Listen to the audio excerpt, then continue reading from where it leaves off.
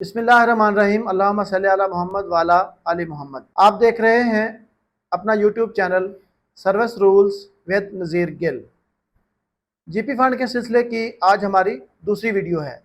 इसमें हम डिस्कस करेंगे कि जीपी फंड का इंटरेस्ट क्या होता है, जीपी फंड पे ज़कात किस तरह से एप्लीकेबल होती है, जीपी फंड एडवांसेस और उनकी इकसाम, उसके बाद जीपी फंड फाइनल पेमेंट और एंड में रेजर पेमेंट।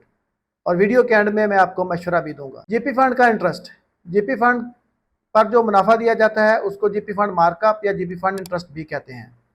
गवर्नमेंट हर साल हर मुलाजम को उसके जीपी फंड के 30 जून तक के जो बैलेंस मौजूद होते हैं उनके ऊपर मार्कअप देती है या मुनाफा देती है। ये हर साल मुख्तलिफ होता है। गवर्नमेंट इसको डिसाइड करती है, एक नोटिफिकेशन के ज़रिए तमाम अकाउंट्स ऑफिसर्स को और आम सरकारी मुलाजम को मुत्तला कर दिया जाता है कि इस साल इतना जीपी फंड इंटरेस्ट दिया गया है। सैप सिस्टम इस जीपी फंड इंटरेस्ट को खुद ब खुद सिस्टम में अपडेट कर देता है। किसी मुलाजम को इनफरादी तौर पर ज़रूरत नहीं होती कि वो इसको जाके अपडेट करवाए। आप अपनी जो कंप्यूटराइज स्लिप है उसको गौर से देखेंगे तो उस पर एक कॉलम है GP fund interest applied not applied. अगर आप इंटरेस्ट लेना चाहते हैं और आपकी स्लिप पे नॉट अप्लाइड आ रहा है तो आप अकाउंट्स ऑफिस में रुजू करें और उनको बताएं कि आप इंटरेस्ट लेना चाहते हैं लेकिन आपका नॉट अप्लाइड आ रहा है, तो वो उसको अप्लाई कर देंगे। अगर आप जीपी फंड के ऊपर इंटरेस्ट नहीं लेना चाहते तो उसका तरीकाकार ये है कि 300 रुपये का एक स्टैम्प पेपर आप बतौर बयान हल्फी लेंगे। इसका एक फार्मेट होता है और वो फार्मेट मेरी वीडियो के लिंक में भी है और मेरे फेसबुक पेज पे भी मौजूद है। फेसबुक पेज का नाम भी service rules with Nazir Gill है। आप वहाँ से इसको डाउनलोड करें, 300 रुपये के स्टाम्प पेपर पे उसको प्रिंट करें और अकाउंट्स ऑफिस में जमा करवा दें। इसमें आपके पास ये भी ऑप्शन होती है कि जिस डेट को आप अकाउंट्स ऑफिस में जमा करवाएंगे उस डेट से आपका मार्कअप ख़त्म कर दिया जाए, या आप अगर कोई पिछली तारीख भी लिखेंगे तो उस तारीख से भी आपका जीपी फंड इंटरेस्ट ख़त्म हो सकता है।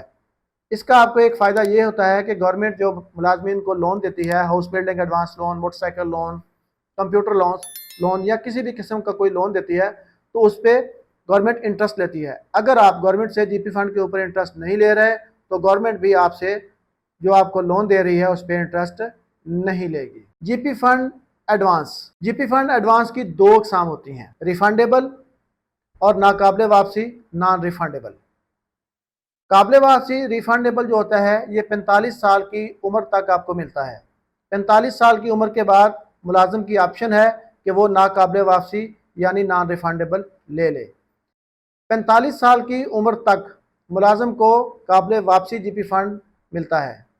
जीपी फंड एडवांस को डिस्कस करते हैं। इसकी दो किस्में होती हैं, काबिले वापसी रिफंडेबल, नाकाबिले वापसी नॉन रिफंडेबल। पहले हम रिफंडेबल को डिस्कस करते हैं। कोई भी मुलाजम अपनी ज़रूरत के मुताबिक 45 साल की उम्र तक रिफंडेबल यानी काबिल वापसी जीपी फंड ले सकता है। ये उस साल के 30 जून तक के बैलेंस का 50 से लेकर 80% तक बतौर एडवांस काबिल वापसी मिल सकता है और इसकी वापसी की एक साथ कम से कम 12 यानी 12 महीनों के अंदर और ज़्यादा से ज़्यादा 36 महीने यानी 3 साल के अंदर अंदर इसको रिफंड करवाना होता है। नाकाबिले वापसी नॉन रिफंडेबल, 45 से 50 साल की उम्र तक 30 जून तक के बैलेंस का 80% तक बतौर जीपी फंड एडवांस नाकाबिले वापसी मिल सकता है। 51 साल से 60 साल तक की उम्र को जब मुलाजिम चाहे तो अपना 100% बैलेंस बतौर एडवांस नाकाबिले वापसी ले सकता है। लेकिन इसके अंदर ये एक बात यह है कि अगर आपने पहला जीपी फंड एडवांस रिफंडेबल वापस करवा दिया है तो अगले एडवांस के लिए आखिरी कटौती के 1 साल का गैप होना ज़रूरी है, यानी आखिरी कटौती के 1 साल के बाद आपको दूसरा रिफंडेबल मिलेगा। जो जीपी फंड एडवांस रिफंडेबल है इसके अंदर ज़कात की कटौती नहीं होती, लेकिन जब आप 45 साल के बाद नॉन रिफंडेबल अप्लाई करेंगे तो उसके ऊपर 2.5% के हिसाब से जितना आप एडवांस लेंगे उसमें से ज़कात काट ली जाएगी। अब अगर आप चाहते हैं कि उस पर ज़कात की कटौती ना हो तो उसके लिए ये है कि 300 रुपये का स्टैम्प पेपर बतौर बयान हल्फी, उसका एक फॉर्मेट होता है जो कि वीडियो की डिस्क्रिप्शन में भी मौजूद है और मेरे फेसबुक पेज के ऊपर भी मौजूद है, जिसका नाम service rules with Nazir Gill है। आप वहाँ से इसको डाउनलोड करेंगे और 300 रुपये का स्टाम्प पेपर जो बयान हल्फी है उसके ऊपर इसको प्रिंट करेंगे और जिस साल आपने एडवांस लेना है उस साल के रमज़ान शरीफ से पहले पहले उसको अकाउंट्स ऑफिस में लेके आएँ, उसको डायरी का नंबर लगवाएं और वहाँ पे अपने जो मुतलका डीलिंग असिस्टेंट है वो इसको सिस्टम के अंदर नोट कर देगा और इस तरह से नाकाबिले वापसी जो आपका नॉन रिफंडेबल एडवांस है उस पर आपकी ज़कात की कटौती नहीं होगी।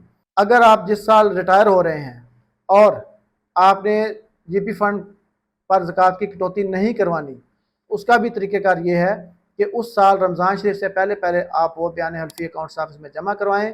अदरवाइज़ अगर आप रमज़ान शरीफ से पहले उसको जमा नहीं करवाएंगे तो आपकी रिटायरमेंट पर जीपी फंड की फ़ाइनल पेमेंट में से ज़कात की कटौती हो जाएगी। इसके बाद हम अगली वीडियोज़ में जीपी फंड की फ़ाइनल पेमेंट और रेज़ल पेमेंट और जीपी फंड के बाकी जो टॉपिक्स हैं हम उनको डिस्कस करेंगे। और वीडियो के एंड में मेरा एक मशवरा है कि जब भी आप जीपी फंड एडवांस रिफंडेबल लें तो कोशिश करें कि कम से कम किस्तों में जल्द अज जल्द उसको वापस करें, ताकि जैसे जैसे आपकी अमाउंट वापस जल्दी आएगी वैसे उस पर उसी हिसाब से मार्कअप आपको जल्दी जल्दी मिलता रहेगा और मुनाफा ज़्यादा लगेगा। ज़कात ना देने का स्टाम्प पेपर रमज़ान शरीफ के बाद अगर आप देंगे तो वो कतन काबिल कबूल नहीं होगा।